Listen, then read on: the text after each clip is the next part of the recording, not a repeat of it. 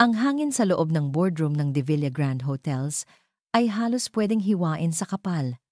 Ngunit para kay Miguel de Villa, ang hangin na iyon ay kanya. Siya ang humihinga nito, siya ang kumokontrol dito.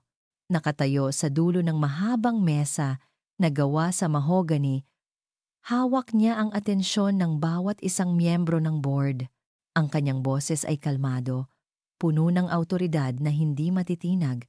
At sa pagpasok ng bagong quarter, ang ating projected growth ay hindi bababa sa 15%, ang De Villa legacy ay mananatiling matatag. Isang tango mula sa isang matandang mayembro, isang bahagyang ngiti mula sa isa pa. Ito ang kanyang mundo.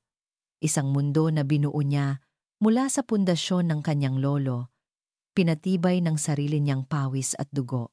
Isang mundo kung saan bawat galaw ay kalkulado, bawat resulta ay sigurado. Ngunit sa isang iglap, bumukas ang malaking pinto ng boardroom nang walang anumang babala. Isang matinis na tunog ang pumunit sa katahimikan. Lahat ng mga mata ay napalingon doon. Pati si Miguel ay natigilan. Ang mga salitang handa na niyang bitawan ay biglang naglaho sa hangin. Isang babae ang pumasok. Ang kanyang presensya ay tila nagpabagal sa pag-ikot ng mundo. Nakasuot siya ng isang navy blue power suit na perpektong bumagay sa kanyang katawan. Ang kanyang buhok ay nakatali sa isang eleganteng pusod. At ang bawat hakbang niya sa loob ng silid ay may bigat, may kumpiyansa, napasinghap ang iilan. May bumulong, ngunit para kay Miguel, hindi ang suot o ang tindig ng babae ang tumama sa kanya, kundi ang mukha. Ang mukhang iyon. Ang mukhang pilit niyang iwinaksi sa kanyang alaala sa loob ng 5 taon. Ang mukhang nakita niyang basang-basa ng luha sa ilalim ng ulan sa gabing iyon na isinumpa niya, Amelia Reyes. Naramdaman ni Miguel na tila may malamig na kamay na humaplos sa kanyang batok. Ang babaeng itinaboy niya. Ang babaeng sinabihan niyang huwag nang magpakita kailanman. Narito! Nakatayo sa gitna ng kanyang kaharian, hindi na ang babaeng mahina at umiiyak, kundi isang reyna na handang kunin ang kanyang trono. Miss Reyes, malamig na sabi ni Miguel, pilit na binabawi ang kontrol sa sitwasyon. This is a private board meeting. Anuman ang kailangan mo, you can talk to my secretary. Hindi sumagot si Amelia. Isang bahagyang ngiti lamang ang gumuhit sa kanyang mga labi. Isang ngiti na hindi umabot sa kanyang mga mata. Sa halip, isang lalaking nakasuit na kasunod niya ang humakbang pasulong, dala ang isang leather briefcase. Mr. De Villa. Mga ginoo at ginang ng board, magalang na bati ng abogado. Ako si Attorney Sandoval. Narito kami sa ngalan ng aking kliyente, Miss Amelia Reyes. Binuksan ng abogado ang briefcase at maingat na inilabas ang isang folder ng mga dokumento. Alinsunod sa mga kasulatang ito, na legal na binili sa nakalipas na 18 buwan sa pamamagitan ng iba't ibang anino, na korporasyon, patuloy ng abogado.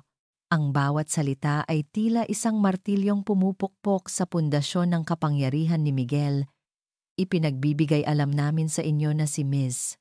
Amelia Reyes na ang opisyal na may-ari ng 30% ng kabuuang shares ng De Villa Grand Hotels, Resorts. Isang kolektibong paghinga ng pagkagulat ang narinig sa buong silid. 30%. Isang numero na kayang magpayanig sa buong kumpanya. Isang numero na nagbibigay kay Amelia ng kapangyarihang hindi maaaring balewalain. Nanlamig ang mga kamay ni Miguel. Ang lahat ng dugo sa kanyang katawan ay tila umakyat sa kanyang ulo. Paano? Saan siya nakakuha ng ganoong kalaking pera? This is absurd! Mariing sabi ni Miguel. Ang kanyang boses ay may bahid na ng galit. Peke ang mga yan. Lahat ng dokumento ay dumaan sa tamang proseso. Mr. De Villa, kalmadong sagot NG Abogado. Ngunit bago pa man makasagot si Miguel, muling bumukas ang pinto. At sa pagkakataong ito, hindi katahimikan ang pumasok, kundi ingay, ingay ng maliliit na paa na tumatakbo. Mommy! 4 na maliliit na batang lalaki ang sabay-sabay na pumasok. Ang kanilang maliliit na boses ay umalingaw-ngaw sa seryosong silid.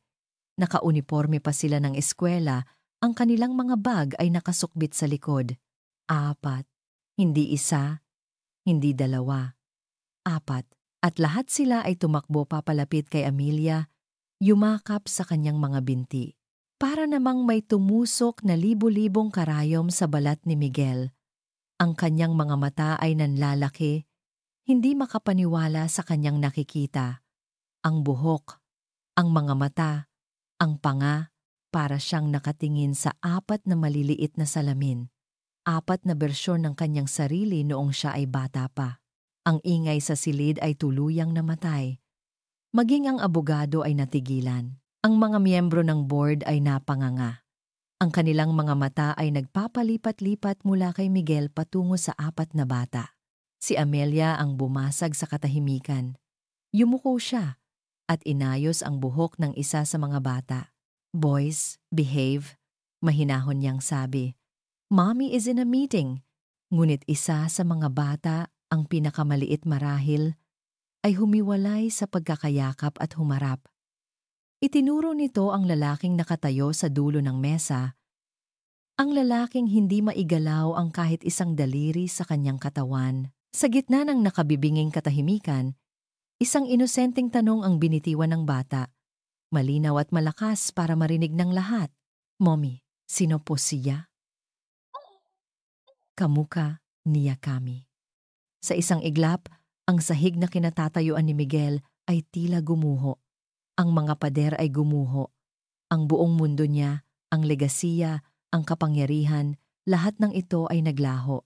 Ang tanging natira ay ang 4 na mukha ng kahapon na nakatitig sa kanya at ang isang salitang paulit-ulit na umuugong sa loob ng kanyang isipan.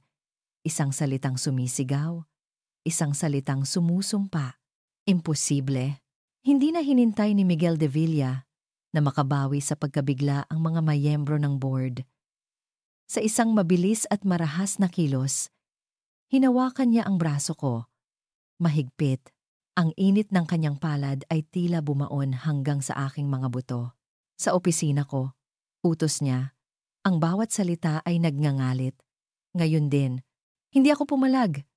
Ito ang inaasahan ko, ang pagsabog, ang galit. Hinarap ko si Attorney Sandoval at ang mga bata. "Manatili lang kayo dito," sabi ko sa abogado. Pilit na pinapanatili ang kalmadong tono. Pagkatapos ay yumuko ako sa aking mga anak. Hinaplos ang kanilang mga pisngi. "Hintayin niyo lang si Mommy, okay? Maging mabait kayo." Tumango sila. Ang kanilang mga mata ay puno ng pagtataka. Hindi nila naiintindihan ang bigat ng tensyon sa silid. At mabuti na rin iyon, hinila ako ni Miguel palabas ng boardroom, palusot sa mga matang mapanuri ng lahat. Bawat hakbang namin sa pasilyo ay mabilis at puno ng galit. Ang galit niya at ang galit na pilit kong itinatago sa ilalim ng isang maskara ng yelo. Naramdaman ko ang panginginig ng aking kamay na pilit kong ikinukubli sa aking likuran. 5 taon kong pinaghandaan ang araw na ito. Hindi ako pwedeng magpakita ng kahinaan ngayon. Pagdating sa kanyang opisina, marahas niya akong binitawan at isinara ang pinto ng malakas. Ang kalabog ay umalingaw-ngaw sa malawak na espasyo. Ang opisina niya ay tulad ng dati, malinis, moderno at malamig. Tulad niya, "Anong kalokohan ito, Amelia?" Sigaw niya. Ang kanyang mukha ay namumula sa galit. Humarap siya sa akin.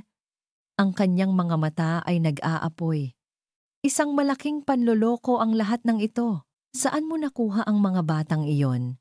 Binayaran mo ba sila para magpanggap?" Humugot ako ng isang malalim na hininga. Pinapakalma ang sarili kong puso na kumakarera sa loob ng aking dibdib. Hinarap ko ang kanyang galit nang walang emosyon sa aking mukha. "Hindi sila mga artista, Miguel. Sila ang mga anak mo." Humalakhak siya. Isang halakhak na walang saya, puno ng pangungutya. "Mga anak ko? Imposible! Alam nating dalawa kung bakit. Lumapit ako sa kanyang mesa, maingat na inilapag ang aking mamahaling handbag. Mula roon, kinuha ko ang isang brown na envelope. Dahan-dahan, inilabas ko ang 4 na piraso ng papel at inilatag ang mga ito sa ibabaw ng makintab na mesa. 4 na birth certificate, Mateo Reyes, Marco Reyes, Manuel Reyes, Miguel Reyes, Jr. Binasa ko ang mga pangalan, ang aking boses ay matatag. Lahat sila ay isinilang sa parehong araw. At sa bawat isa, may isang blankong espasyo. Tumingin siya sa mga dokumento. Nakita ko ang pagdaan ng pagdududa sa kanyang mga mata bago ito muling napalitan ng galit. Madaling pekein ang mga papel, Amelia. Gawin mo ang gusto mo. Sabi ko, nagkibit balikat. Humiling ka ng DNA test. Handa ako. Handa ang mga bata. Ang tanong, handa ka ba sa katotohanan? Muli siyang tumawa, mas malakas ngayon. Ang tunog ay tila isang sugat. Katotohanan? Alam na alam ko ang katotohanan, Amelia. Huwag mong isipin na nakalimutan ko na. Alam kong hindi ako pwedeng magkaanak. Ang mga salitang iyon. Sa isang iglap, ang malamig na pader na binuo ko sa paligid ng aking puso ay nagkaroon ng lamat. Bigla, hindi na ako nasa loob ng marangyang opisina sa Makati. Bumalik ako sa gabing iyon, ang walang tigil na buhos ng ulan. Ang lamig na tumatagos sa manipis kong damit. Nakatayo ako sa labas ng gate ng kanyang mansyon, nagmamakaawa. Miguel, maniwala ka sa akin. Sabi ko noon, ang aking boses ay nanginginig dahil sa pinaghalong lamig at bighati. Buntis ako.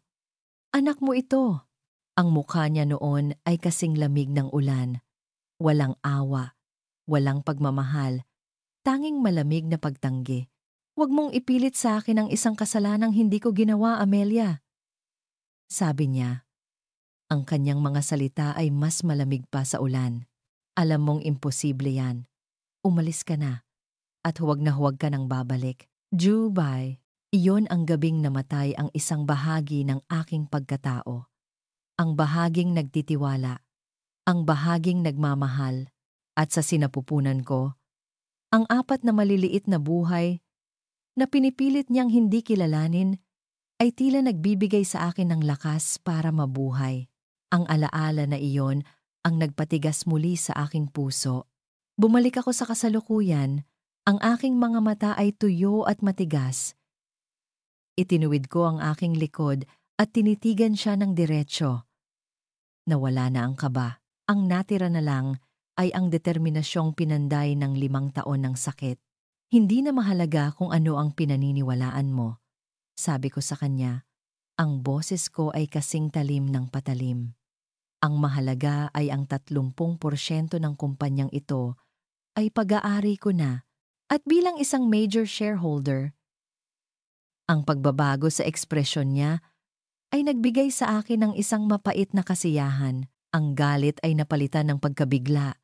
Ang pagtanggi ay napalitan ng pag-aalala. Sa wakas, naintindihan niya, hindi ako narito para magmakaawa. Hindi ako narito para humingi ng sustento. Narito ako para kunin ang dapat sa akin. Kung sa tingin mo ay makukuha mo ang kumpanyang ito, nagkakamali ka. Sabi niya, ang banta ay malinaw sa kanyang boses.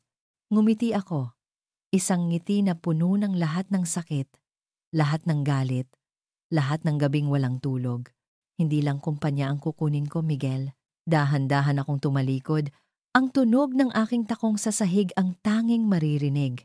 Kukunin ko ang lahat. Iniwan ko siya roon, nakatayo sa gitna ng kanyang malamig na opisina, napapalibutan ng mga papel na sisira sa mundong kanyang binuo. Habang naglalakad ako palayo, naramdaman ko ang bigat ng aking tagumpay. Ito pala ang lasa ng paghihiganti. Malamig. At nakakauhaw. Ang mga sumunod na araw ay isang bangungot para kay Miguel de Villa. Ang mga litrato ng 4 na batang lalaking halos kopyang-kopya niya ay nasa lahat ng pahayagan at social media. Ang iskandalo ay pumutok na parang bomba at kahit gaano pa katigas ang kanyang pader ng pagtanggi, ang mukha ni Mateo, ang pinakamaliit, ay tila sumisigaw ng isang katotohanan na hindi niya kayang takasan. Si Eduardo, ang kanyang pinsan, ay walang tigil sa pagpapayo, ngunit ang bawat salita nito ay tila lason na ginagatungan ang kanyang pagkalito. Ilang beses mo nang sinabi sa akin, Miguel, na imposible yan. Ito'y isang setup. Tiyak na may kasabwat si Amelia sa loob ng kumpanya. Dapat mong ideklara siyang persona non grata sa board. Ngunit may isang bagay na pumigil kay Miguel. Ang mga mata ni Amelia. Kahit pa nagliliyab sa galit, may bakas ng matinding takot at pagmamahal doon nang tinitigan niya ang kanyang mga anak at ang mga bata. At napaka-inosente. Ang tanging nagbigay sa kanya ng pahinga ay ang pagtawag ni Doña Victoria, ang kanyang ina. Umuwi ka sa mansyon, utos ni Doña Victoria. Ang boses ay matigas ngunit may bahid ng pagmamadali. At dalhin mo ang babaeng iyan. Kailangan ko makita ang mga batang yan at ang kanilang ina sa sarili kong mga mata. Iyon ang tanging pagkakataon ni Miguel. Isang arena kung saan siya at si Amelia ay pipiliting mag-usap sa ilalim ng kapangyarihan ng pamilya De Villa. Sa mansyon ng De Villa, ang hangin ay kasing lamig ng Marso. Ang malawak na sala ay tila isang korte ng hustisya. Nakaharap ni Miguel si Amelia habang si Doña Victoria ay nakaupo sa kaniyang pangunahing upuan, ang reyna ng kanilang kaharian. Ang mga bata ay nasa kabilang silid, inaalagaan ng mga katulong, Amelia Reyes. Simula ni Doña Victoria, hindi man lang nag-abalang batiin ako. Magpakatotoo ka, magkano ang gusto mo?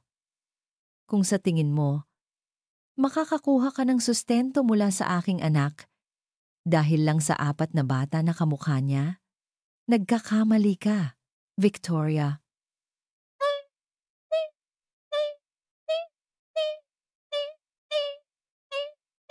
Miguel, huwag kang makialam, Miguel. Binalingan siya ng kanyang ina. Akin na ang bahalang magdesisyon dito. Tinitigan ni Amelia si Doña Victoria.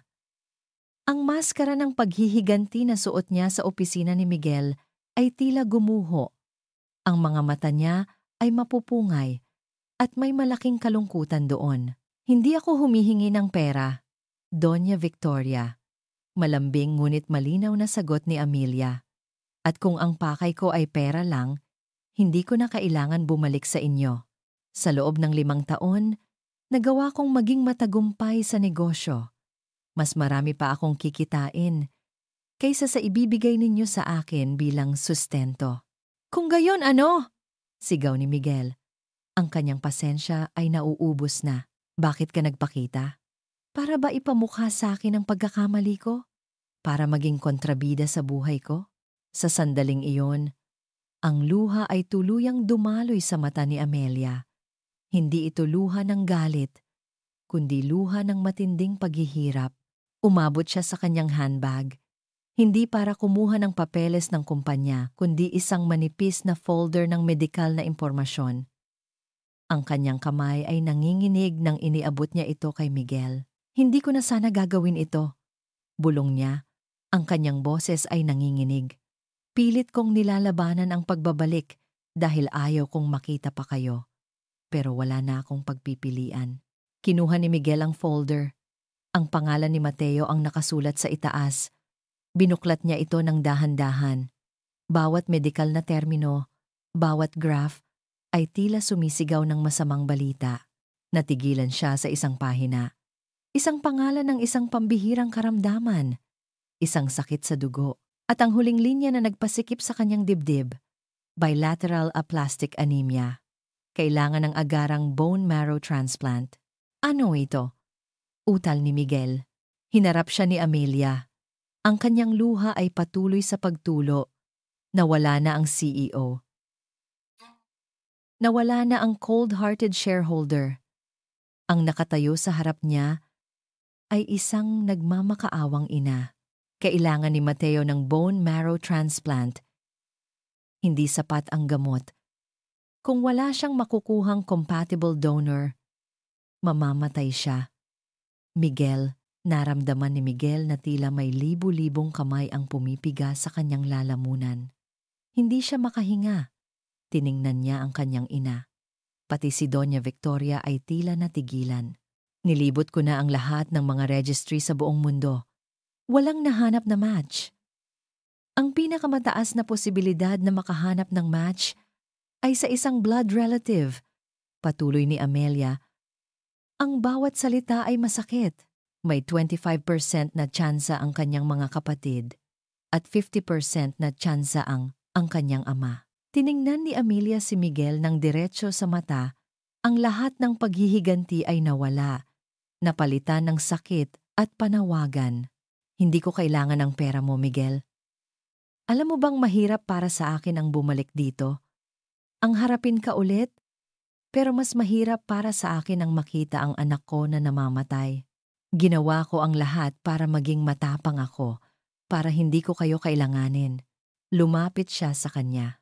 Pero kailangan ng anak natin ang tulong mo. Kailangan kanya. At sa lahat ng galit at puot na nararamdaman ko sa iyo, mas matindi ang pagmamahal ko sa anak ko. Kaya ako nagpakita. Hindi para sirain ang kumpanya mo, Miguel, kundi para pilitin kang tulungan akong iligtas ang buhay ng anak mo. Nabitawan ni Miguel ang folder. Ang lahat ng galit at pagdududa niya ay biglang naging abo. Ang tanging nararamdaman niya ay ang sakit na tila tumagos mula sa puso ni Amelia papunta sa kanya. Ang bata na iyon ang kanyang anak ay namamatay. Hindi ito laro, hindi ito negosyo. Ito ang buhay at kamatayan. Pagkatapos ng ilang minutong katahimikan na tila walang hanggan, si Doña Victoria ang nagsalita. Ang boses niya ay matigas, ngunit may bahid ng kalungkutan. Nakatingin siya sa folder ni Mateo. Tutulungan namin ang bata. Mahina niyang sabi. Tumingin kay Amelia. Gagamitin namin ang lahat ng koneksyon ng pamilya De Villa. Ang pinakamagagaling na doktor. Napakunot ang noo ni Amelia. Isang bahagyang pag-asa ang nagniningning sa kanyang mata. Pero, patuloy ni Doña Victoria, ang kanyang boses ay muling naging matigas at awtoridad sa isang kondisyon. Lumingon si Amelia kay Miguel. Si Miguel ay nakatingin sa kanyang ina, ang ekspresyon ay nag-aalala. Ibigay mo sa amin ang kustodiya niya. Puno ng pag-aalinlangan ang mukha ni Doña Victoria. Ang bata ay anak ng De Villa. Hindi namin hahayaang ang isang De Villa ay mamatay nang hindi kami ang mag-aalaga at nagdedesisyon sa kanyang paggamot. Si Amelia ay biglang nanigas. Ang pag-asa ay napalitan ng matinding takot. Ang maskara ng ina ay bumalik. Mas matigas kaysa sa maskara ng CEO. Hindi, mariin niyang tanggi. Hinding-hindi ko ibibigay ang mga anak ko. Ang salitang hindi ay lumabas sa bibig ko, na parang isang latigo. Matigas, mabilis, at walang pag-aalinlangan. Humarap ako kay Doña Victoria.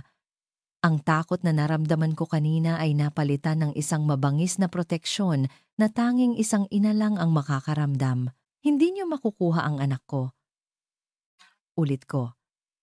Ang bawat salita ay may diin. Kung iyan ang kondisyon, mas gugustuhin kong hanapin ang lunas ng mag-isa.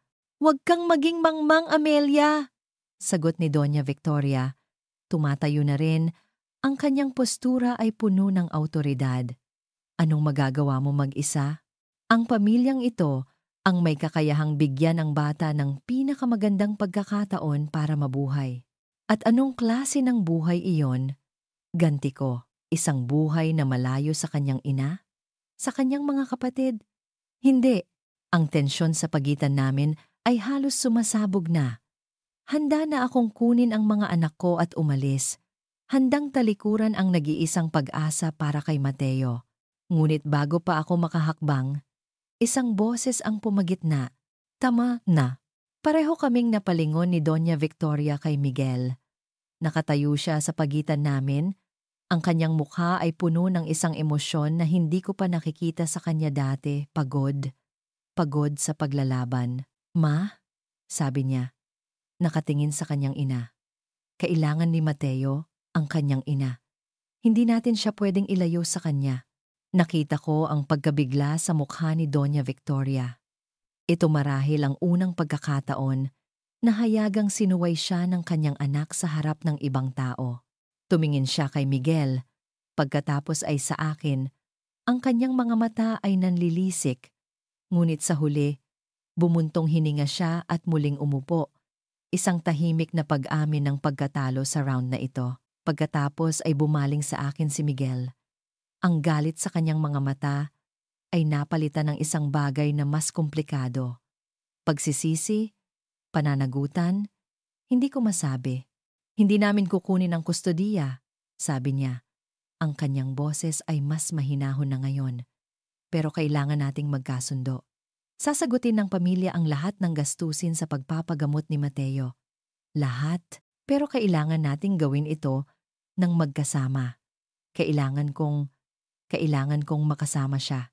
Silang lahat. Ang huling mga salita ay tila hirap niyang sabihin. Ang isang lalaking nagtatakwil sa kanila ay ngayon humihiling na makasama sila. Mapait ang kabalintunaan, ngunit ano ang pagpipilian ko? Ito ang pinakamagandang alok na makukuha ko. Isang kasunduan na isinilang mula sa desperasyon. Sige, pinal na sabi ko. Pero may sarili rin akong mga kondisyon. Ako pa rin ang magdedesisyon para sa kapakanan ng mga anak ko. At mananatili kami sa sarili naming lugar. Masyadong delikado. Mabilis na sagot ni Miguel. Ngayong alam na ng publiko ang tungkol sa kanila. Target na kayo ng media. O mas malala pa. Mayroon akong isang penthouse unit sa BGC. Ligtas, may sariling elevator, at puno ng security. Doon kayo titira habang ginagawa ang mga pagsusuri. Nag-aalangan ako. Ang manirahan sa isang lugar na pag-aari niya ay parang pagsuko ng isang piraso ng aking kalayaan. Ngunit ang kaligtasan ng mga anak ko ang pinakamahalaga. Tumango ako ng dahan-dahan, pansamantala lamang. Ang kasunduan ay selyado. Isang sapilitang alyansa. Kinabukasan, lumipat kami sa penthouse. Ang lugar ay malawak. May mga bintanang salamin mula sahig hanggang kisame na tanaw ang buong syudad. Agad na nagtakbuhan ang mga bata, tuwang-tuwa sa bagong palaruan. Si Mateo, kahit mahina, ay ngumiti nang makita ang laki ng kanyang bagong kwarto. Ang isang maliit na bahagi ng aking puso ay nakahinga ng maluwag. Nang hapon na iyon, dumating si Miguel. Hindi siya pumasok na parang isang CEO. Nakasuot lang siya ng simpleng polo shirt at maong. May dala siyang malalaking paper bags mula sa isang sikat na toy store. Nakatayo lang ako sa isang sulok, pinapanood siya. Ang kanyang bawat galaw ay alanganin. Tila siya isang dayuhan sa sarili niyang mundo. Lumapit siya sa mga bata, na nooy naglalaro sa sahig. Hi, sabi niya. Ang kanyang boses ay bahagyang nanginginig.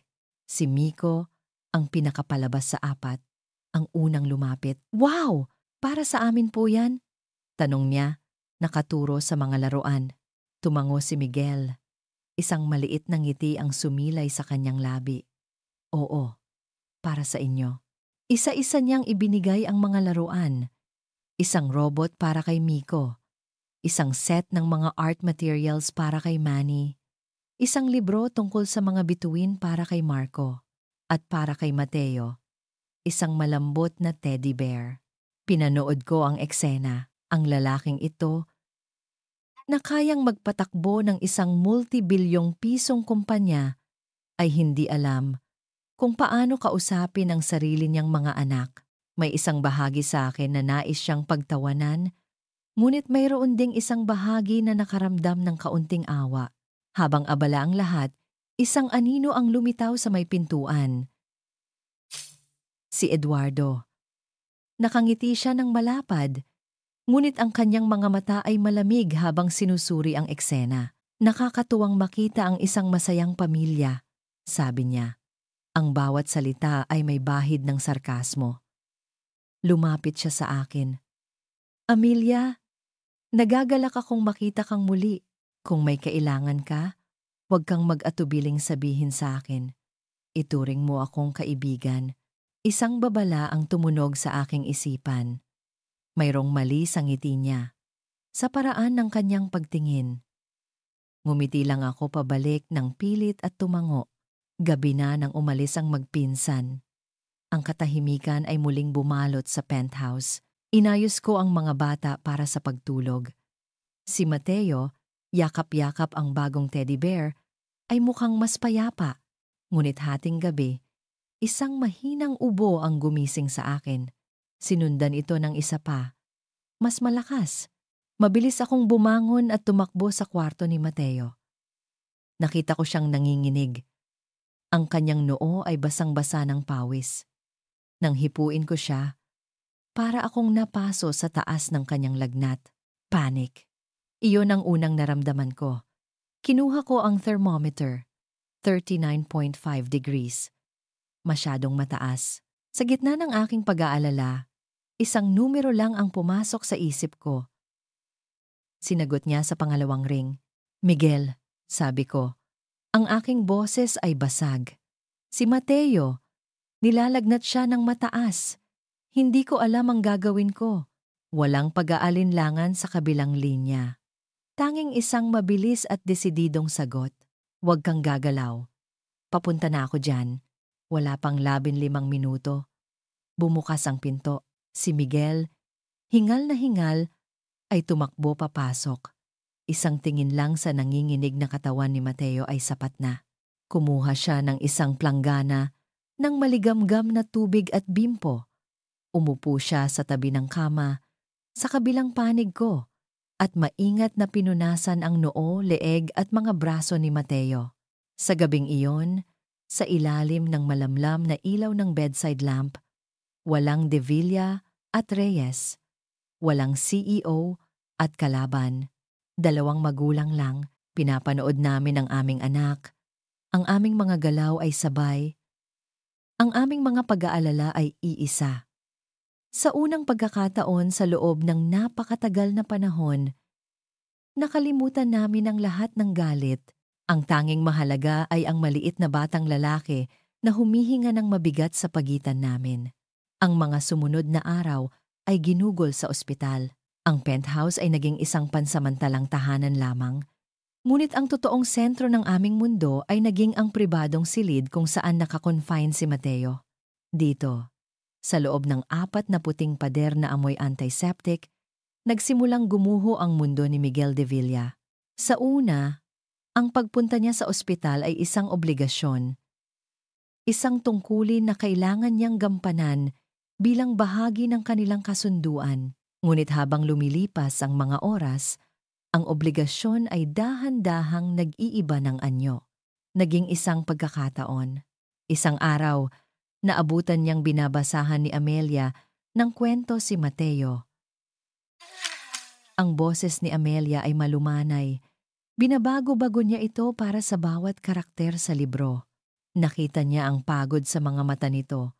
Ngunit ang ngiti sa kanyang labi para sa anak nila ay totoo. Gusto mo ikaw naman? Alok ni Amelia. Iniabot sa kanya ang libro. Nag-alinlangan si Miguel. Hindi ako magaling sa mga ganito. Subukan mo lang, sabi ni Amelia. Isang maliit na ngiti ang sumilay. Kinuha ni Miguel ang libro, Ang Munting Prinsipe. Umupo siya sa kabilang panig ng kama at nagsimulang magbasa. Ang kanyang boses sa simula ay matigas at formal, parang nag-uulat sa isang board meeting. Ngunit nang makita niya ang mga mata ni Mateo na nakatitig sa kanya, puno ng paghanga, dahan-dahan siyang lumambot.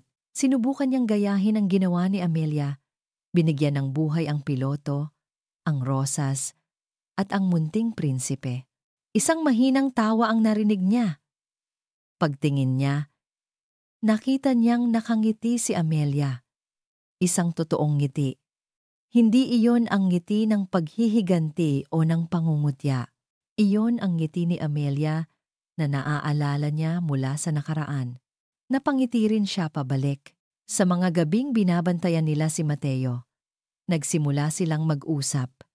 Hindi tungkol sa kumpanya, hindi tungkol sa nakaraan, kundi tungkol sa mga simpleng bagay. Paborito niya ang sinigang na baboy. Kwento ni Amelia isang gabi, habang pinagmamasdan nila ang natutulog na bata. Talaga? Sabi ni Miguel. Interesado. Ako rin. Ayaw ko rin ng gabi. Nagkatinginan sila. Isang maliit na bagay, ngunit tila isang sinulid na nag-uugnay sa kanila sa kanilang anak. Isang gabi, habang mahimbing na ang tulog ni Mateo at tanging ang mahinang tunog ng mga makina sa ospital ang maririnig, nakita ni Miguel na nakatulog si Amelia sa silya sa tabi ng kama. Ang kanyang ulo ay nakasandal sa pader sa isang hindi komportableng posisyon. Tumayo siya at kinuha ang kumot mula sa paanan ng kama. Dahan-dahan, maingat na hindi siya magising, inilagay niya ito sa ibabaw ni Amelia. Huminto ang kanyang kamay sa ere. Ilang pulgada lang mula sa pisngi nito. Gusto niyang haplusin ito. Gusto niyang alisin ang mga hibla ng buhok na tumatakip sa mukha nito. Ngunit pinigilan niya ang kanyang sarili. Wala pa siya sa lugar para gawin iyon. Naaalala mo ba yung una nating date? Mahinang tanong ni Amelia. Nagising pala ito. Hindi niya iminulat ang kanyang mga mata. Natigilan si Miguel. Oo naman. Sa Tagaytay, kumain tayo ng bulalo kahit sobrang init ng panahon, tapos umulan ng malakas. Dugtong ni Amelia, isang pilit ng ngiti ang gumuhit sa kanyang mga labi. Nasira ang kotse mo. Kinailangan nating maglakad papunta sa pinakamalapit na coffee shop. At sinabi mo sa akin na iyon ang pinaka-romantic na nangyari sa'yo. Bulong ni Miguel. Ang alaala ay malinaw na bumabalik ang maglakad sa ulan kasama ako. Sa isang saglit, nawala ang ospital. Nawala ang 5 taon ng sakit at galit. Bumalik sila sa sandaling iyon. 2 taong nagmamahalan, walang pakialam sa mundo. Miguel, sabi ni Amelia, iminumulat na ang kanyang mga mata. May kalungkutan doon. Bakit? Bakit hindi ka naniwala sa akin noon? Ang tanong ay tumama kay Miguel na parang isang sampal. Ang sagot ay nasa dulo ng kanyang dila. Dahil sinabi ng doktor na imposible. Dahil durog na ang pagkalalaki ko. Ngunit hindi niya masabi. Ang pride, ang lumang pride na iyon, ay humaharang pa rin. Hindi ko alam. Ang tanging nasabi niya. Ang sandaling iyon ng kapayapaan ay nabasag. Tumayo si Amelia, inayos ang sarili. Ang pader sa pagitan nila ay muling tumaas. Kinabukasan, habang nasa opisina si Miguel para sa isang mabilis na pulong, hindi niya maalis sa isip ang tanong ni Amelia. Bakit? Binuksan niya ang kanyang personal na vault at hinanap ang isang lumang envelope. Naroon pa rin ito. Ang medical record niya, mula 5 taon na ang nakakaraan. Ang papel na nagselyo sa kanilang kapalaran. Binasa niya ulit. Diagnosis, non-obstructive, azoospermia. Prognosis, sterile. Ngunit ngayon, habang tinitingnan niya ang 4 na batang kamukhang-kamukha niya, may ibang nangyari. Isang ideya ang pumasok sa kanyang isip. Isang ideya na nakakatakot. Kinuha niya ang kanyang cellphone at tinawagan ang kanyang pinagkakatiwalaang private investigator. May ipapahanap ako sa'yo, sabi ni Miguel. Isang doktor, Dr. Alcaraz. Siya ang endocrinologist ko. 5 taon na ang nakakaraan. Habang pinapanood niya ang kanyang mga anak na naglalaro sa playroom ng ospital kinahapunan, isang pakiramdam ang lumukob sa kanya. Isang pakiramdam na matagal na niyang kinalimutan. Pagmamalaki, pag-ibig, ito pala ang pakiramdam ng isang ama. At sa sandaling iyon, ipinangako niya sa sarili. Aalamin niya ang totoo para sa kanila. para kay Amelia, para sa sarili niya. Tumunog ang kanyang telepono, isang hindi rehistradong numero. Sinagot niya ito. Mr. De Villa? Ito yung investigator mo. Mabilis, yon. Sabi ni Miguel. Nahanap pa mo na ba siya? Nagkaroon ng isang sandaling katahimikan sa kabilang linya. Sir, ang doktor na nag-diagnose sa inyo, 5 taon na ang nakalipas. Nag-resign siya at umalis ng bansa 1 linggo pagkatapos mailabas ang resulta ninyo. Nabitawan ni Miguel ang kanyang cellphone. Ang mga salita ay umalingaw-ngaw sa kanyang isipan. Isang malamig na takot ang gumapang sa kanyang likuran. Nag-resign. Umalis ng bansa 1 linggo pagkatapos ng diagnosis. Hindi ito pagkakamali. Ito ay isang pagsabotahe. Mayroong isang brisang namamagitan sa amin ni Miguel sa mga araw na iyon sa ospital. Isang hindi opisyal na tigil putukan. Ang mga pader na aming itinayo sa pagitan ng isa't isa ay nagsimulang magkaroon ng maliliit na siwang. Sa mga sandaling iyon, habang pinapanood namin si Mateo na natutulog, o habang sabay kaming tumatawa sa kalokohan ng kambal, nakikita ko ang mga bakas ng lalaking minahal ko noon, at iyon ang kinatatakutan ko. Ang pag-asa ay isang mapanganib na bagay. Kapag nasanay ka nang wala ito, ang muling paglitaw nito ay nakakabulag. Ayokong mabulag. Alam kong bago kami makahakbang pasulong, kung mayroon mang kami kailangan niyang malaman ang lahat, hindi lang ang tungkol sa mga anak namin. Kailangan niyang maintindihan ang ugat ng lahat, ang bigat na dinadala ko, na hindi niya kailanman nalaman. Kaya isang umaga, habang ang mga bata ay panatag na naglalaro sa penthouse, kasama ang isang pinagkakatiwalaang yaya, nagtungo ako sa De Villa Tower. Hindi ako ang Amelia na ina, na nag-aalala. Hindi rin ako ang Amelia na CEO, na uhaw sa paghihiganti. Ako ang apo ni Kiko Reyes. Pumasok ako sa kanyang opisina nang hindi na nag-aanunsyo. Nag-angat siya ng tingin mula sa mga papeles na kanyang binabasa, at isang bahagyang ngiti ang nakita ko sa kanyang mga labi nang makita niya ako. Isang ngiti na mabilis na naglaho nang makita niya ang ekspresyon sa aking mukha. Amelia? Sabi niya, may pag-aalala. May problema ba? Si Mateo ba? Maayos si Mateo. Putol ko sa kanya. May iba akong sadya dito. Lumapit ako sa kanyang mesa. Sa pagkakataong ito, hindi birth certificate ang dala ko. Isang luma at naninilaw na folder ang maingat kong inilapag sa ibabaw ng kanyang makintab at modernong mesa. Ang alikabok ng kahapon laban sa salamin ng kasalukuyan. Napakunot ang kanyang noo. Buksan mo, sabi ko. Ang boses ko ay kalmado ngunit mabigat. Nag-aalangan man. Binuksan niya ang folder. Ang laman nito ay hindi mga modernong kontrata, kundi mga lumang kasulatan na sulat kamay pa ang iba. Mga lumang litrato ng 2 lalaking magkaibigan. Nakangiti at magkaakbay, isang business plan na puno ng mga pangarap. Habang tinitingnan niya ang mga papel, ang isip ko ay lumipad pabalik. Naalala ko ang boses ng aking lola, basag at puno ng pighati, habang ikinukwento niya sa akin ang lahat. Si Lolo Kiko Reyes at si Don Rafael de Villa, ang lolo ni Miguel, sila ay hindi lang magkasosyo. Sila ang matalik na magkaibigan. Si Lolo Kiko ang utak sa likod ng kanilang maliit na hotel, ang kanyang pangarap na binuo mula sa wala. Si Don Rafael ang may koneksyon at puhunan, ngunit sa araw na dapat ay pipirmahan na nila ang pinal na papeles ng kanilang partnership, nilinlang ni Don Rafael si Lolo Kiko. Peke ang mga dokumentong ipinapirma niya. Sa isang iglap, lahat ng pinaghirapan ni Lolo ay napunta sa pangalan ng mga De Villa.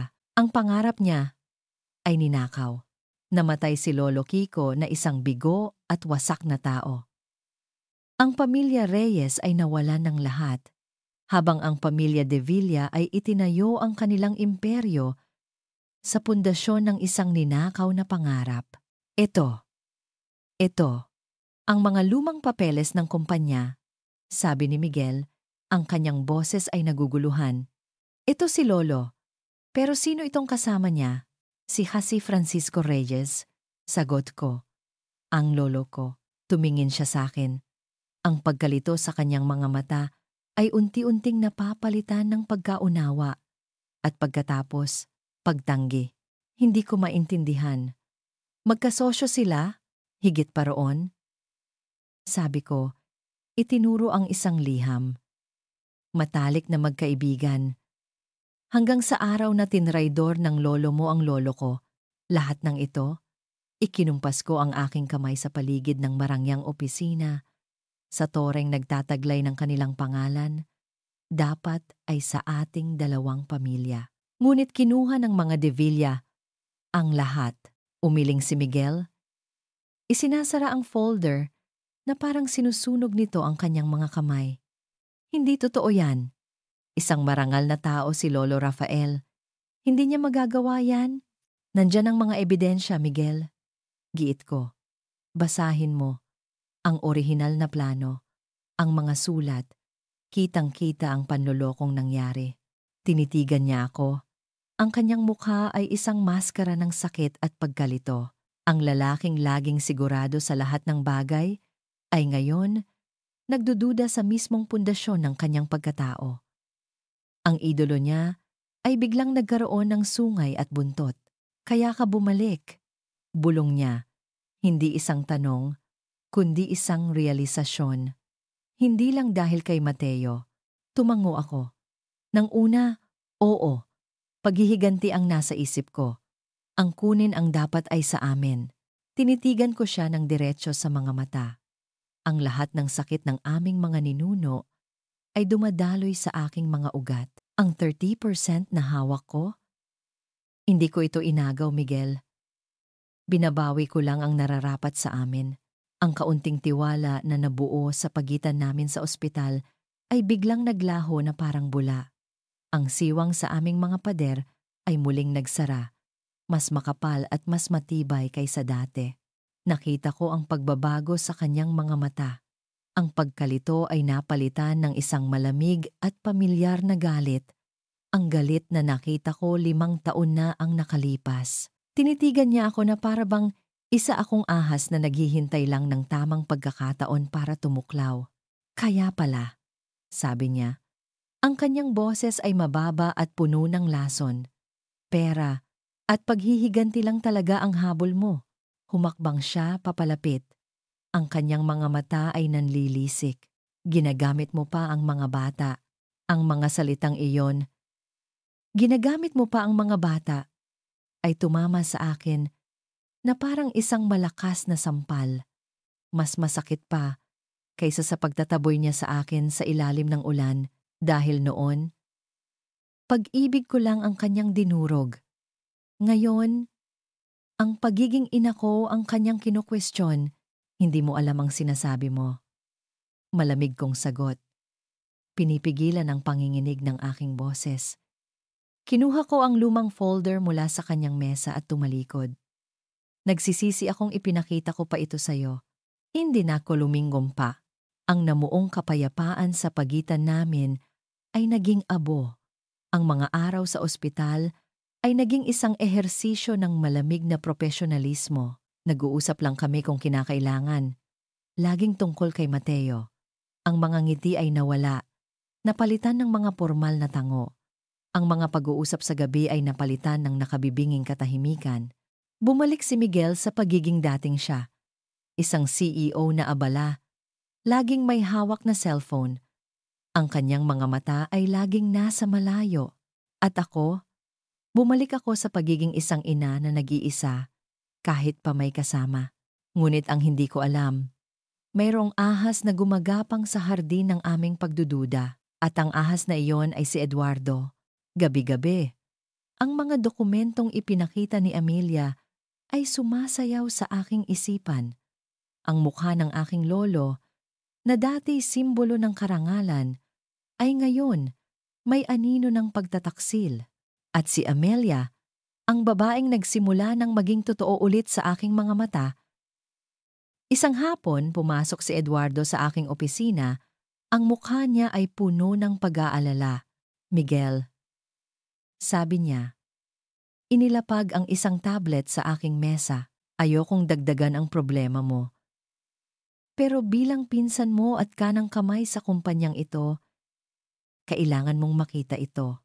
Nasa screen ang isang litrato.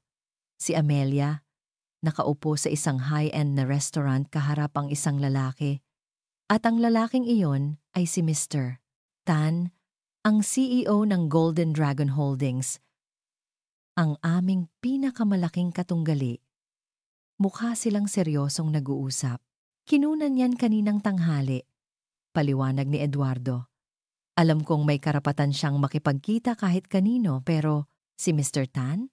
Miguel, alam nating sinusubukan niyang pabagsakin ang De Villa Hotel sa loob ng maraming taon. Isang mainit na galit ang kumulo sa aking dugo. Pagdududa, selos, lahat ng ito ay naghalo. "Ano ang ibig mong sabihin?" tanong ko, kahit alam ko na ang gusto niyang iparating.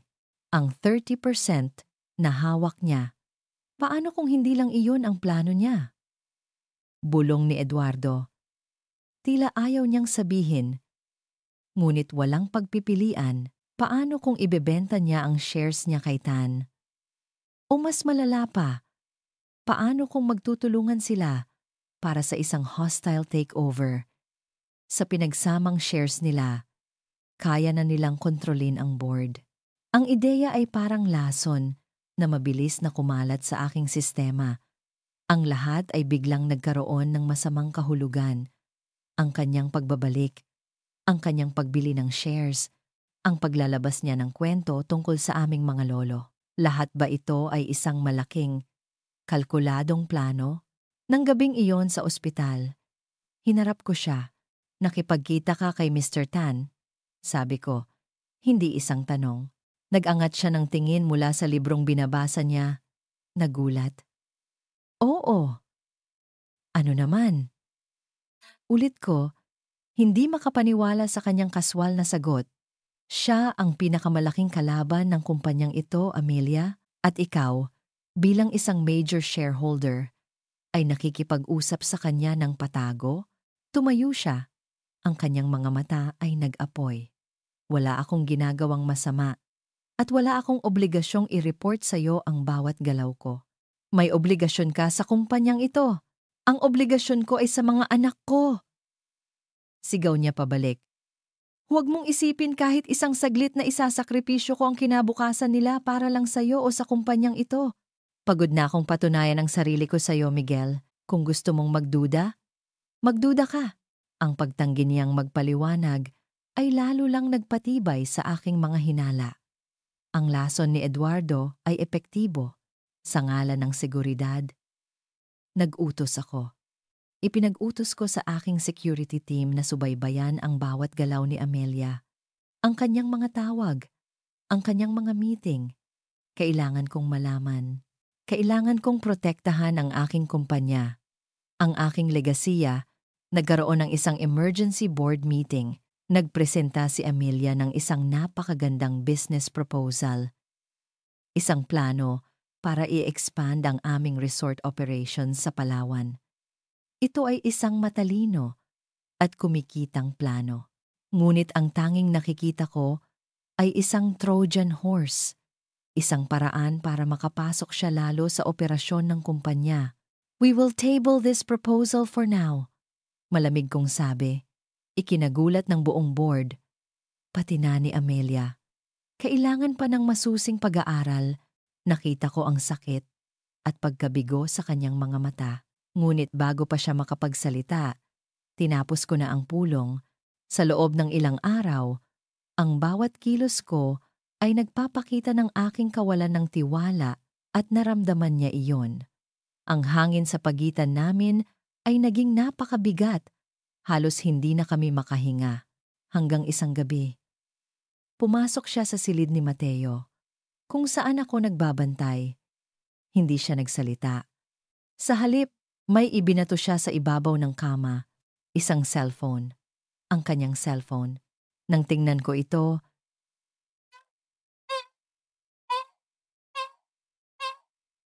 nakita kong bukas ito sa likod at doon, nakadikit sa baterya, ay isang maliit na microchip, isang tracking device. Ang device na ipinalagay ko, nag-angat ako ng tingin sa kanya. Ang kanyang mukha ay walang emosyon, ngunit ang kanyang mga mata ay sumisigaw ng pagtataksil. "Tapos na ako, Miguel," sabi niya. Ang kanyang boses ay mapanganib na kalmado. "Sawa na ako sa mga laro mo. Sawa na ako sa pagdududa mo." Humakbang siya patungo sa pinto. "Lumayo ka sa amin ng mga anak ko." Ang mga salitang, "Lumayo ka sa amin ng mga anak ko," ay nanatiling nakabitin sa hangin matagal matapos siyang umalis sa silid para akong binuhusan ng isang baldeng nagyayelong tubig. Sa sandaling iyon, alam kong nasira ko na ang anumang manipis na sinulid ng tiwala na maaaring nabuo sa pagitan namin. Ang sumunod na araw, tinupad niya ang kanyang sinabi. Hindi na siya nagpakita sa ospital. Isang yaya ang nagbabantay kay Mateo sa umaga at isa pa sa gabi, ang penthouse na dati may bakas ng kanyang presensya ay naging malamig at tahimik. Para akong bumalik sa dati kong buhay mag-isa sa gitna ng aking kayamanan, ngunit ngayon mas masakit dahil natikman ko na ang isang bagay na iba. Habang ako'y nilalamon ng aking pagkakamali, ang mundo sa labas ay nagsimulang gumuho. Isang tawag ang gumising sa akin sa kalagitnaan ng gabi. Ang ospital, "Mr. De Villa, kailangan po kayong pumunta dito ngayon din," sabi ng boses sa kabilang linya, puno ng pagmamadali. Nagkaroon po ng komplikasyon si Mateo. Binitawan ko ang lahat at nagmaneho papunta sa ospital na parang isang baliw. Naabutan ko ang mga doktor na nagkakagulo sa labas ng silid ni Mateo. Ang kanyang blood count ay bumagsak ng husto, paliwanag ng doktor. Ang kanyang mukha ay seryoso. "He's rejecting the current treatment. Kailangan nating bilisan ang paghahanap ng donor. Oras na ang kalaban natin." Ang bawat salita ay isang suntok sa aking sikmura. Oras. Isang bagay na akala ko'y nabibili ng pera. Ngunit ngayon, ito ang dahan-dahang pumapatay sa aking anak. Habang sinusubukan kong iproseso ang masamang balita, ang aking cellphone ay walang tigil sa pag-vibrate.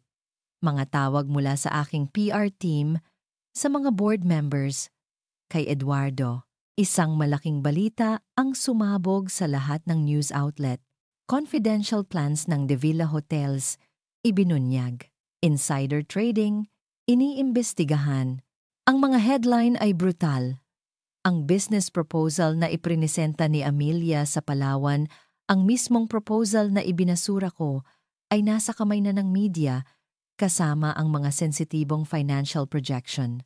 Ang stock market ay nag-react kaagad. Ang presyo ng shares ng De Villa Grand Hotels ay bumulusok pababa. "Miguel,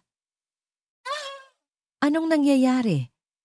tanong ni Eduardo sa telepono.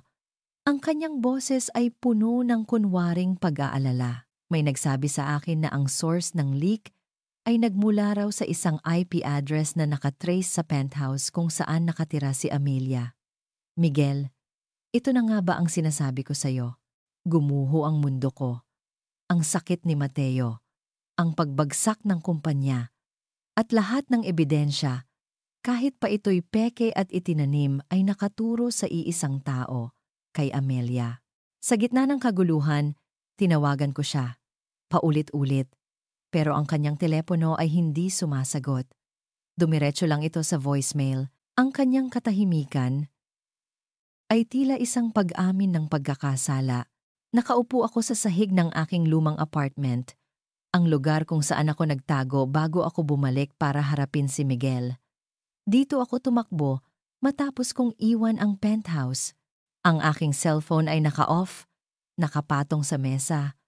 Ayoko munang makipag-usap kahit kanino. Pagod na ako. Pagod na sa pakikipaglaban. Pagod na sa pagdududa. Pagod na sa pag-asang may magbabago pa. Ang paglalagay ni Miguel ng tracking device sa aking cellphone, ang huling patak. Iyon ang patunay na kahit kailan, hindi siya magtitiwala sa akin. Para sa kanya, ako pa rin ang babaeng makasalanan, ang babaeng may masamang intensyon. Ang tanging naglalaro sa isipan ko ay ang pag-alis. Ang kunin ang mga anak ko at magtungo sa isang lugar na malayo kung saan walang Devilla, walang masakit na nakaraan. Nag-research ako tungkol sa mga pinakamagagaling na ospital sa Singapore, sa Amerika. Marahil, doon, may milagrong magaganap. Marahil, doon, makakapagsimula kami muli. Isang katok sa pinto ang pumutol sa aking pag-iisip. Ang abogado ko. Dala niya ang mga dokumentong hiniling ko. Sigurado ka na ba dito, Amelia? Tanong niya. Ang kanyang mukha ay puno ng pag-aalala. Ang pag-alis sa bansa habang may sakit si Mateo at habang may issue sa kumpanya. Wala nang issue sa kumpanya dahil wala na akong pakialam. Mapait kong sagot at aalis kami dahil iyon na lang ang pag-asa ni Mateo. Ang pag-asa na malayo sa lason ng pamilyang ito. Pinirmahan ko ang mga papeles, mga travel permit, mga bank transfer, ang pagsisimula ng aming pagtakas. Nang gabing iyon, bumalik ako sa ospital. Kailangan kong kunin si Mateo. Ang aking puso ay bumibigat sa bawat hakbang. Pagdating ko sa floor ni Mateo, nakita ko ang isang eksenang nagpatigil sa aking paghinga. Si Miguel, nakatayo sa labas ng silid, kausap ang mga doktor. Ang kanyang postura ay bagsak. Ang kanyang mukha ay puno ng sakit. Hindi niya ako napansin. Pumasok ako sa isang bakanting silid sa tabi at narinig ko ang kanilang pinag-uusapan. Oras na ang kalaban natin. Bumagsak ang kanyang blood count. Kailangan na nating bilisan. Bawat salita ay isang patalim na tumusok sa aking puso. Ang kondisyon ni Mateo ay lumalala. At ako, sa halip na nasa tabi niya, ay nagpaplano ng pagtakas. Anong klase akong ina? Puno ng pagsisisi. Pumasok ako sa silid ni Mateo. Nagsimula na akong magligpit ng kanyang mga gamit. Ang aking mga kamay ay nanginginig. Kailangan naming umalis. Ngayon na. Saka pumasok si Miguel. Nakita niya ako. Nakita niya ang mga bag na inaayos ko.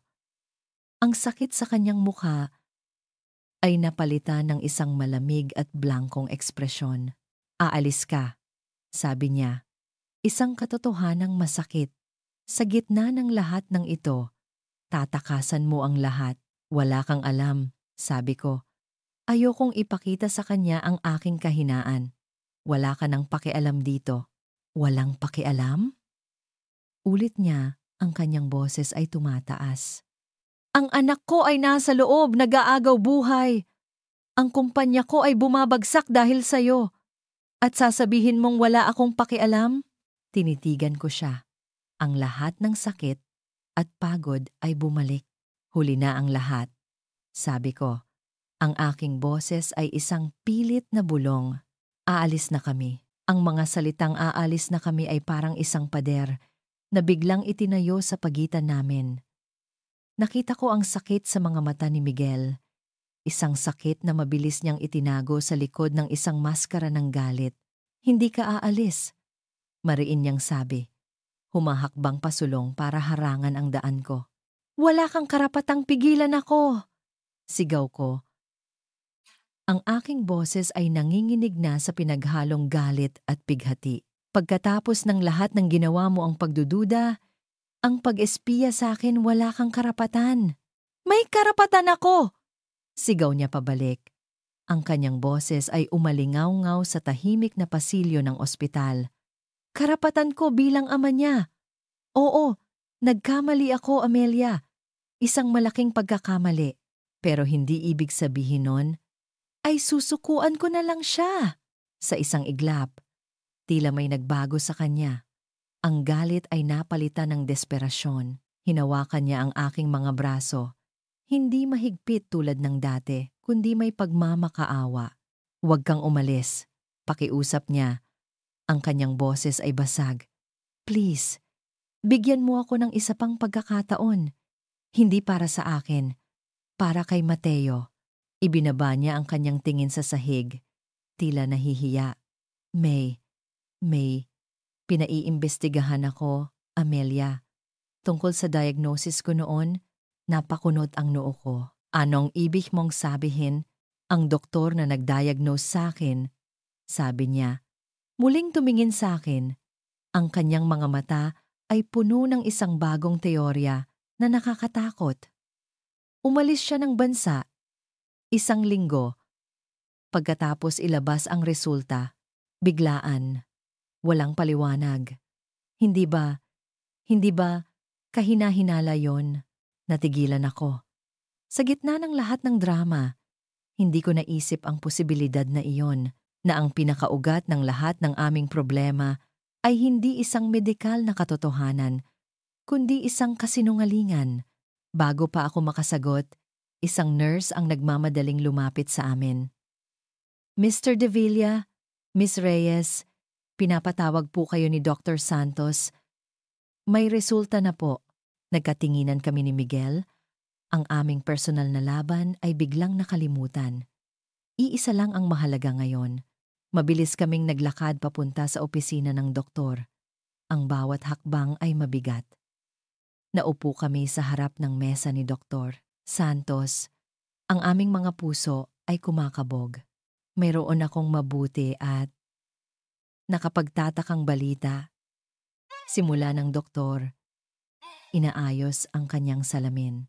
Ang mabuting balita, base sa preliminary compatibility tests, mukhang may nahanap na tayong posibleng donor para kay Mateo.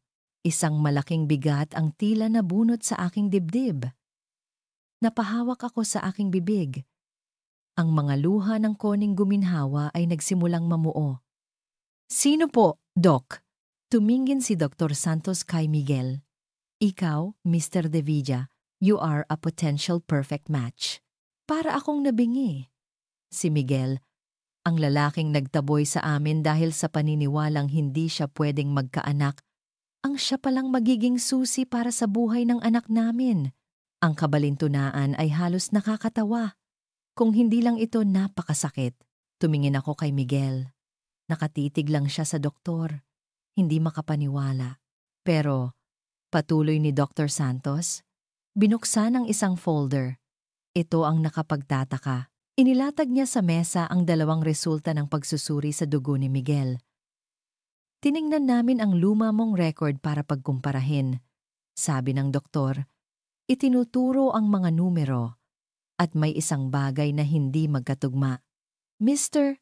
Tang De Villa, ang resulta ng iyong sperm analysis, 5 taon na ang nakalipas, ay nagpapakita ng 0 sperm count. Ngunit ang bagong hormonal tests na ginawa namin ay nagpapakita ng isang malusog at normal na reproductive system para sa isang lalaki sa iyong edad.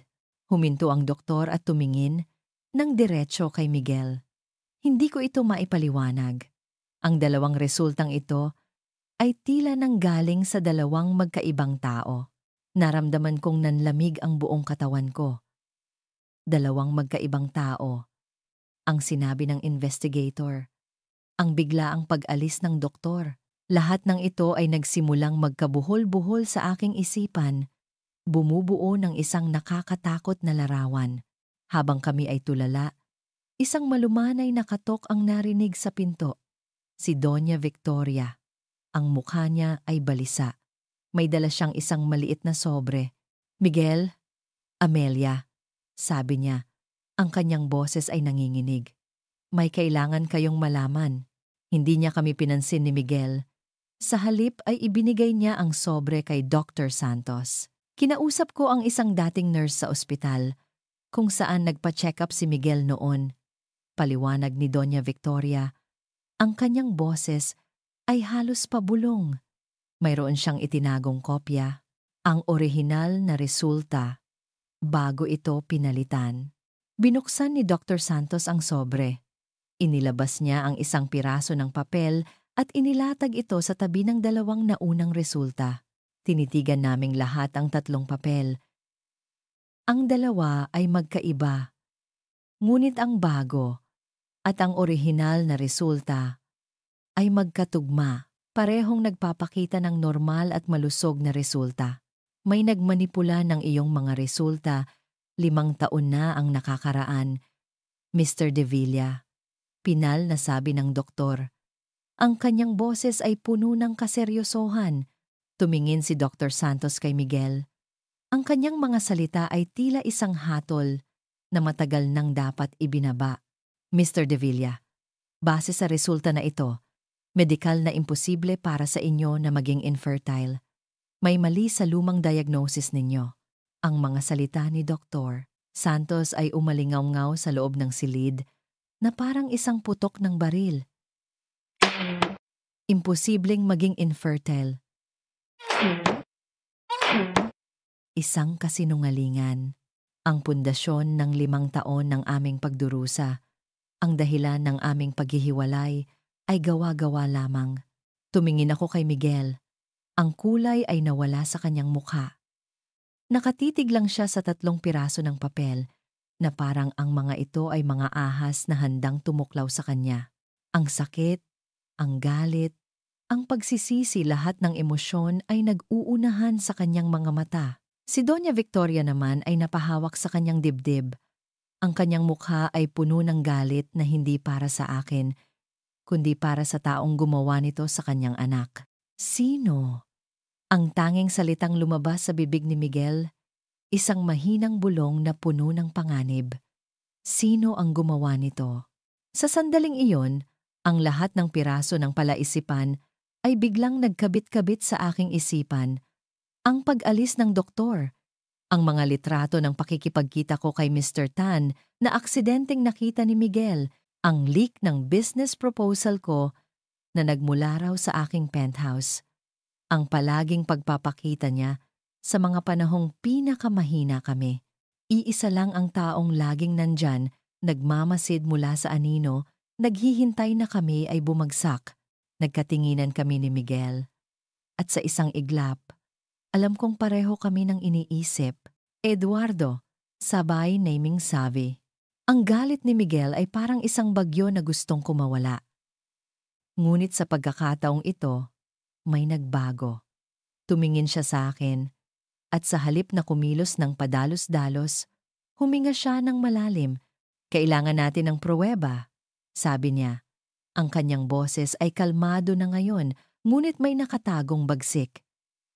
Isang pruweba na hindi niya matatakasan. At doon, sa loob ng malamig na opisina ng doktor, nagsimula kaming bumuo ng isang plano. Hindi bilang magkaaway, kundi bilang magkakampi. Si Doña Victoria ang unang kumilos. Gamit ang impormasyon mula sa matandang nurse, muli niyang hinanap ito. Sa tulong ng malaking halaga at pangakong poprotektahan ang pamilya nito, pumayag ang nurse na tumestigo.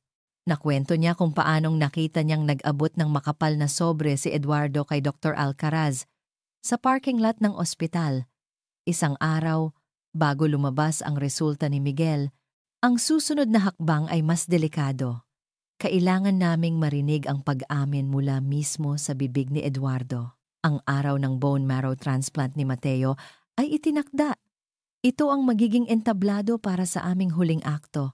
Isang araw bago ang operasyon, ipinakalat namin ang balitang nagkaroon ng komplikasyon, na ang operasyon ay magiging mas mapanganib para kay Miguel kaysa sa inaasahan, na may malaking posibilidad na hindi niya ito makayanan. Ako ang gumanap sa pinakamahalagang papel. Hinanap ko si Eduardo sa kanyang opisina. Pumasok ako na tila isang anino ng aking dating sarili. Ang aking mga mata ay namumugto, ang aking mga balikat ay bagsak. Umarte akong parang isang babaeng natalo na sa lahat ng laban. Eduardo, sabi ko, ang aking boses ay nanginginig. Kailangan ko ng tulong mo. Agad siyang tumayo. Ang kanyang mukha ay puno ng huwad na pag-aalala. Amelia, anong nangyari? Umupo ka. Si Miguel. Humikbi ako. sabi ng mga doktor. Delikado ang operasyon para sa kanya. May 50,050 chance lang daw siya. Nakita ko ang isang mabilis na kislap ng tagumpay sa kanyang mga mata. Bago niya ito agad na itinago sa likod ng isang maskara ng pakikiramay. Shh! Tahan na, sabi niya. Inabutan ako ng panyo. Magiging maayos din ang lahat. Paano kung may mangyaring masama kay Miguel? Tanong ko. Tinitingnan siya ng diretso sa mga mata, puno ng pekeng takot. Paano na ang kumpanya? Paano na kami ng mga anak ko? Huwag kang mag-alala, sabi niya. Ang kanyang boses ay malambing na parang sa isang ahas. Nandito ako. Ako ang bahala sa lahat. Poprotektahan ko kayo. At ang pamana ng mga De Villa. Iyon na. Nahulog siya sa bitag. Kinabukasan, sa araw ng operasyon, dinala si Miguel sa isang pribadong silid para magpahinga bago ang procedure. Ang silid ay inihanda na namin. May mga nakatagong kamera at microphone sa bawat sulok. Pumasok si Eduardo para bisitahin ang kanyang pinsan. Akala niya ay tulog na si Miguel dahil sa paunang gamot na ibinigay. Tumayo siya sa tabi ng kama, nakatingin sa walang malay na katawan ni Miguel. Isang ngiti ng tagumpay ang dahan-dahang gumuhit sa kanyang mga labi. "Hi, Miguel, Miguel," bulong niya, puno ng pangungutya. Sa wakas, pagkatapos ng lahat ng mga taon na ito, sa akin din mapupunta ang lahat. Nagsimula siyang maglakad-lakad sa silid. Ang kanyang boses ay puno ng galit na matagal nang kinikimkim. "Lagi na lang ikaw ang bida. Ikaw ang paborito. Ikaw ang magmamana ng lahat. Akala mo ba, hahayaan ko na lang yon? Isang maliit na kasinungalingan lang pala ang kailangan para sirain ka.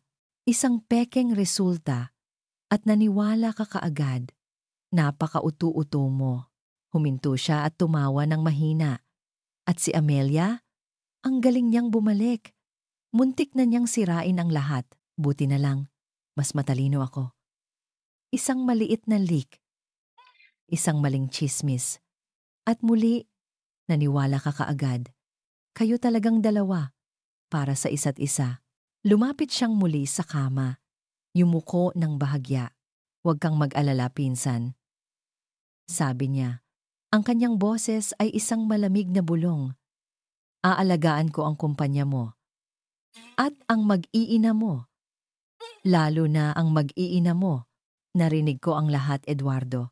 Sa isang iglap, iminulat ni Miguel ang kanyang mga mata. Ang mga mata ni Miguel ay dahan-dahang iminulat, hindi tulad ng isang taong bagong gising, kundi tulad ng isang mandaragit na matiyagang naghintay sa kanyang biktima. Malinaw, matalas, at puno ng nagyeyelong galit. Ang ngiti sa mukha ni Eduardo ay natunaw na parang yelo sa ilalim ng araw. Napalitan ito ng purong pagkagulat na agad na sinundan ng takot. Nanlaki ang kanyang mga mata at napaatras siya ng isang hakbang na para bang nakakita siya ng multo. "Miguel? Gising ka?" Akala mo tulog ako?" Tanong ni Miguel, dahan-dahang bumangon mula sa pagkakahiga. Bawat galaw niya ay kalmado, ngunit may bigat. "Akala mo mahina ako? Akala mo nanalo ka na?" "Hindi ko alam ang sinasabi mo." Mabilis na tanggi ni Eduardo. Ang pawis ay nagsimulang mamuo sa kanyang noo. "Nag-aalala lang ako sa iyo, pinsan." "Pinsan?" Ulit ni Miguel. Isang mapait na tawa ang kumawala sa kanyang lalamunan. "Isang salita na dinungisan mo." Narinig ko ang lahat, Eduardo. Bawat salita. Nga, iyong pagtataksil. Sa hudyat na iyon, bumukas ang pinto ng silid. Pumasok ang dalawang unipormadong security guard ng ospital. Ang kanilang mga mukha ay seryoso. Kasunod nila, si Doña Victoria. Ang kanyang postura ay matigas na parang bakal. Ang kanyang mga mata ay nag-aapoy sa galit na para sa isang ina na ang anak ay sinaktan. At sa huli, pumasok ako. tahimik na tumayo sa tabi ni Miguel. Ang mukha ni Eduardo ay nagpalit-palit mula sa pagkatakot patungo sa desperasyon nang makita niya kaming lahat. Alam na niya. Huli na siya. Hindi! Hindi niyo to pwedeng gawin sa akin! Sigaw niya. Itinuturo si Miguel. Pamilya tayo! Hindi ka pamilya. Malamig na sagot ni Doña Victoria. Humakbang siya pasulong hanggang sa magkaharap sila. Ang kanyang boses ay mababa at puno ng lason. Isa kang ahas na inalagaan namin sa aming tahanan. Isang malutong na tunog ang umalingaw-ngaw sa silid. Ang sampal ni Doña Victoria ay napakalakas. Nag-iwan ito ng pulang marka sa pisngi ni Eduardo. Simula sa araw na ito, sabi niya. Hindi! Sigaw ni Eduardo. Sinusubukang lumapit kay Miguel. Miguel, pakiusap. Patawarin mo ako. Hinarangan siya ng mga guwardiya. Tinitigan siya ni Miguel. Hindi na may galit, kundi may pagkaawa. Tapos na ang laro, Eduardo, sabi ni Miguel. Lahat ng sinabi mo nakarecord ang testimonya ng nurse. Hawak na ng mga abogado. Mananagot ka sa lahat ng ginawa mo, sa paninira mo sa buhay namin, sa paglalagay mo sa panganib sa buhay ng pamangkin mo. Kinaladkad ng mga guwardiya si Eduardo palabas ng silid. Nagpupumiglas siya, sumisigaw ng mga sumpa at mga banta, ngunit wala nang nakikinig. Ang hari-harian na binuo niya sa loob ng maraming taon mula sa kasinungalingan ay gumuho sa loob lamang ng ilang minuto. Nang maisara na ang pinto, isang mabigat na katahimikan ang bumalot sa amin. Tapos na, bumagsak ang mga balikat ni Miguel. Ang lakas na ipinakita niya kanina ay biglang nawala, napalitan ng matinding pagod. Naramdaman ko ang pangangailangang lumapit sa kanya. Okay ka lang? Mahina kong tanong. Tumingin siya sa akin. Ang kanyang mga mata ay puno ng isang emosyon na hindi ko mabasa. Pagsisisi, pasasalamat, kalungkutan. Ngayon, magiging okay na ang lahat, sabi niya. Ang mga sumunod na eksena ay tila isang mabilis na panaginip. Ang operasyon ni Mateo ay naging matagumpay. Ang bone marrow mula kay Miguel ay perpektong tinanggap ng katawan ng bata. Habang siya ay nagpapagaling, ang balita tungkol sa pag-aresto kay Eduardo at ang kanyang mga krimen ay sumabog sa media. Ang pangalan ni Amelia Reyes ay nalinis. Ang halaga ng shares ng De Villa Grand Hotels ay muling tumaas, mas mataas pa kaysa dati. Sa isang silid sa ospital, nakaupo ako sa tabi ng kama ni Mateo. Gising na siya. Medyo mahina pa. Ngunit ang kulay ay nagsisimula ng bumalik sa kanyang mga pisngi. Hawak niya ang kamay ko.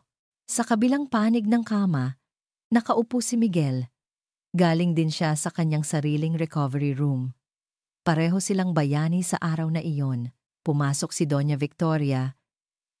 Hindi na ang matapobreng matriarch, kundi isang mapagmahal na lola. May dala siyang paboritong sopas ni Mateo. Ngumiti siya sa akin. Isang ngiti ng pagtanggap at pasasalamat. Nang maging matatag na si Mateo, pinanood namin siya mula sa salamin ng recovery room. Nakikipaglaro na siya sa kanyang mga kapatid. Nasabik na siyang makasama muli. Kami na lang ni Miguel ang naiwan sa pasilyo. Nakatayo kami, magkatabi, pinapanood ang aming 4 na anak, 4 na milagro. Sa unang pagkakataon sa loob ng 5 taon, dahan-dahan niyang hinawakan ang aking kamay. Hindi ito marahas. Hindi ito galing sa obligasyon. Ito ay malambot, mainit, at puno ng isang tahimik na pag-unawa. Hindi ko binawi ang aking kamay. Pagkatapos ng mahabang katahimikan, habang ang tanging maririnig ay ang masayang tawanan ng aming mga anak, sa kabilang panig ng salamin, bumaling ako sa kanya. Ang lahat ng bigat, lahat ng drama, lahat ng sakit ay nasa likuran na namin. Ang natira na lang ay isang malaking katanungan tungkol sa hinaharap. Ngayon natapos na ang lahat. Mahina kong tanong. Ang aking boses ay halos isang bulong. Paano na tayo? Tumingin siya sa akin. Ang kanyang mga mata ay seryoso, puno ng lahat ng hindi nasasabing mga salita sa loob ng 5 taon. Hindi siya sumagot kaagad. Hinigpitan lang niya ng bahagya ang hawak sa aking kamay, na para bang natatakot na kung bibitaw siya, ay mawawala akong muli. Lumipas ang 6 na buwan. Ang malamig at nakakakabang hangin ng ospital ay napalitan ng mainit na sinag ng araw sa isang malawak na hardin. Pinapanood ko mula sa bintana ng kusina. Si Mateo, na dati mahina at maputla, ay ngayon tumatakbo sa damuhan. Ang kanyang tawa ay kasing liwanag ng araw. Hinahabol niya ang kanyang 3 kapatid, sina Marco, Manny, at Miko, na nagpapalipad ng isang saranggola. Ang kanilang mga sigawan at halakhakan ay ang pinakamagandang musika sa aking pandinig. Ganap na siyang magaling. Ang milagrong pinangarap ko, ang milagrong ipinaglaban namin, ay narito na. Buhay at malakas. Marami ang nagbago. Ang penthouse ay isa na lamang alaala. Pinili kong bumalik sa sarili kong bahay. Isang mas simpleng lugar kung saan ang mga bata ay may espasyong maging bata. Si Miguel, sa una ay nag-alala. Ngunit sa huli ay nirespeto ang aking desisyon. Ang pagbabago sa kanya ang pinakamalaki sa lahat. Hindi na siya ang aroganteng CEO na pilit na kinokontrol ang lahat. Oo, siya pa rin ang pinuno ng De Villa Grand Hotels. Ngunit mayroon ng lambot sa kanyang mga mata, isang pasensya sa kanyang mga kilos. Isang araw, inimbitahan niya ako sa isang malaking event ng kumpanya. Akala ko ay isa lamang itong ordinaryong corporate gathering, ngunit sa harap ng lahat ng empleyado, media, at board members, inilunsad niya ang isang bagong pundasyon. Ang De Villa Grand Hotels ay itinayo sa pangarap at pagsisikap, sabi niya sa entablado. Ngunit ngayon, kinikilala namin na ang pundasyong iyon ay may kasamang isang malaking pagkakamali mula sa nakaraan. Isang pagkakamaling kailangang itama.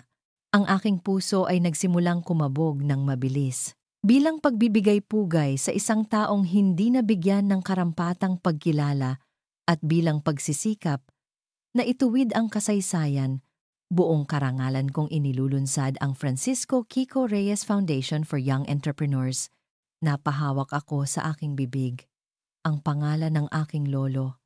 Ibinabalik niya ang karangalan na ninakaw sa aming pamilya. Tumingin siya sa direksyon ko mula sa entablado at sa kanyang mga mata, nakita ko ang isang taos-pusong paghingi ng tawad na hindi na kailangan pang sabihin. Hindi niya ako minadali. Hindi niya ako pinilit. Sa halip, sinimulan niya akong ligawan muli. Hindi ito tulad ng dati, na puno ng mga mamahaling regalo at magagarang restaurant. Ang mga date namin ngayon ay mga simpleng pag-uusap sa isang coffee shop. Mga lakad sa parke habang nanonood ng paglubog ng araw. Tinanong niya ako tungkol sa 5 taon na nawala siya. At sa unang pagkakataon, nakinig siya. Talagang nakinig. Nakinig siya sa kwento ng aking pagbubuntis ng mag-isa, sa hirap ng pagpapalaki ng 4 na sanggol, sa aking mga takot, at sa aking mga munting tagumpay, at sa bawat kwento. Nakikita ko ang pagsisisi at paghanga sa kanyang mga mata. Isang gabi, pagkatapos ihatid ang mga bata sa kani-kanilang tulugan, nagpaalam na siyang uuwi. Nakatayo kami sa may pintuan. Ito na ang sandaling kinatatakutan ko at pinakahihintay sa bawat pag-uusap namin. Sa bawat pagtawa, nararamdaman kong bumabalik ang dating kami, ngunit mas matatag, mas matalino, ngunit alam kong kailangan kong patunayan ang aking pagbabago sa isang huling mahalagang hakbang. Amelia, sabi ko, ang aking boses ay bahagyang nanginginig. May kinuha ako mula sa aking bulsa. Isang maliit na kahon.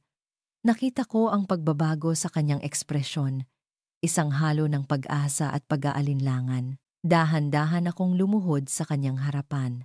Ngunit nang buksan ko ang kahon, Hindi isang kumikinang na singsing ang laman nito, kundi isang simpleng susi. Miguel, ano to? Tanong niya, naguguluhan. Tumingala ako sa kanya. Hinawakan ang kanyang kamay at inilagay doon ang susi. 5 taon na ang nakalipas. Simula ko, pinilit kong kontrolin ang lahat. Pinilit kong isara ang pinto sa'yo. Nagkamali ako. Ngayon, gusto kong ibigay sa'yo ang kapangyarihang magbukas nito. Tinitigan ko siya ng diretso sa mga mata. Ito ang susi sa bahay ko na tahanan ninyo. Huminto ako. Hinayaan siyang damhin ang bigat ng aking mga salita. Walang pilitan. Hintayin ko kayo. Kahit gaano katagal. Nakita ko ang mga luha na dahan-dahang namuo sa kanyang mga mata. Ngunit sa pagkakataong ito, hindi ito luha ng sakit o galit. Ito ay luha ng pag-unawa, ng paghilom. Dahan-dahan siyang tumango. Isinara ang kanyang palad sa paligid ng susi. Makalipas ang ilang linggo. Sa hardin kung saan masayang naglalaro ang mga bata, ang amoy ng inihaw na barbecue ay nasa hangin. Nakatayo si Miguel sa tabi ng grill, abala sa pag-iihaw. Si Amelia ay nag-aayos ng mesa sa ilalim ng isang malaking puno ng mangga. Si Doña Victoria ay masayang nakikipaglaro sa kanyang 4 na apo. Isang perpektong larawan ng isang pamilya. Hindi perpekto dahil walang mga problema, kundi perpekto dahil pinili nilang paghilumin ang mga sugat ng magkakasama. Lumapit si Amelia kay Miguel, may dalang isang baso ng malamig na inumin. Salamat dito, sabi niya. Isang matamis na ngiti ang nasa kanyang mga labi. Para sa inyo, sagot ni Miguel. Ang kanyang mga mata ay nagniningning, nagkatitigan sila. At sa sandaling iyon, ang ingay ng mundo ay nawala. Ang tanging naroon ay ang pangako ng isang bagong simula, isang pag-ibig na sinubok ng panahon, at isang tiwalang dahan-dahang muling binubuo. Mas matibay kaysa dati, inilapag ni Amelia ang kanyang kamay sa mesa sa tabi ng grill. Dahan-dahan, inilapit ni Miguel ang kanyang kamay sa kamay nito. Ang kanilang mga daliri ay ilang sentimetro na lang ang layo. Malapit nang magdikit sa isang tahimik na pangako ng lahat ng mga araw na darating. At dito nagtatapos ang kwento ni na Miguel at Amelia.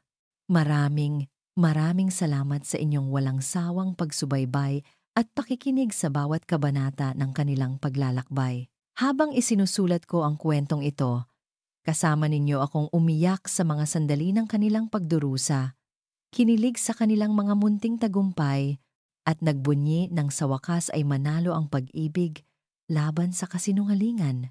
Nais kong iparating sa pamamagitan ni na Miguel at Amelia na ang pundasyon ng anumang tunay na pagmamahal ay hindi kayamanan o kapangyarihan, kundi tiwala. Isang tiwalang kapag nasira ay mahirap buuin, ngunit hindi imposible. Sana'y napulutan ninyo ng aral na ang pagpapatawad, sa sarili man o sa iba, ay ang susi na nagbubukas ng pinto patungo sa isang bagong simula. At higit sa lahat, sana'y manatili sa inyong mga puso ang pag-asa na kahit sa pinakamadilim na unos ng buhay, laging may liwanag na naghihintay. Kung ang kwentong ito ay sumagi sa inyong mga puso, huwag po kayong mag-atubiling i-like, mag-comment, at i-share ang inyong mga saloobin sa ibaba. Ano ang pinakapaborito ninyong eksena? Anong aral ang pinakanatutunan ninyo? Nais kong marinig ang bawat isa sa inyo. Muli, mula sa kaibuturan ng aking puso, maraming salamat, mahal naming mga tagapakinig, hanggang sa susunod na kwento ng pag-ibig. Nagmamahal, Sweet Kilig Peho.